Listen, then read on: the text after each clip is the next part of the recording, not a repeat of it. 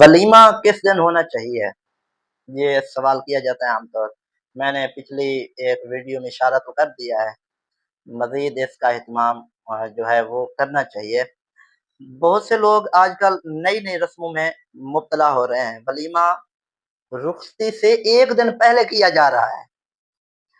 پہلے تو یہ تھا کہ رخصتی والے دن ولیمہ ہوتا تھا. اب کیا ہے، رخصتی کل ہونی ہے، آنے والی کل، اور ولیمہ آج کر دیا ہے.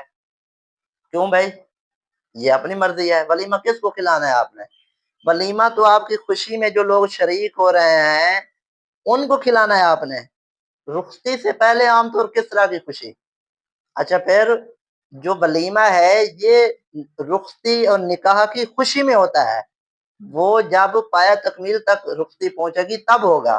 تو لہذا شرعی نقطہ نظر یہ ہے کہ جو ولیمہ ہے یہ نکاح کے بعد، رخصتی کے بعد پہلے دن یا دوسرے دن جو ہے وہ کیا جا سکتا ہے. یعنی جس دن رخصتی ہوئی ہے اس سے اگلے دن شب زفاف، جو ازدواجی تعلقات کے اہم معاملات ہیں ان میں سے ایک شب زفاف ہے، تو اس کے بعد اگلے دن یا اس سے اگلے دن ولیمہ کیا جائے. اور اگر بالفرض کبھی ایسا ہو گیا کسی سے تو وہ اب بھی ولیمے کی نیت سے کچھ نہ کچھ اہتمام کرے. اور اگر یوں نہ ہو تو مثال کے طور پر آج ہی رخصتی ہوئی، آج ہی کھانا کھلا دیا، تو اگلے دن چاند ایک دوستوں کو بلا کر ولیمے کی نیت سے آپ کھانا کھلائیں تاکہ یہ سنت ادا ہو.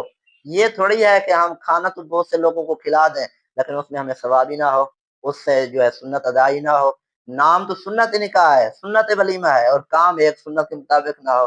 تو ایسا نہ کریں. نکاح کے بعد، رخصتی کے بعد جو ہے وہ دوسرے دن یا تیسرے دن جو ہے آپ ولیمے کا اہتمام کریں. اللہ تعالی ہم سب کو عمل خیر کی توفیق عطا فرمائے.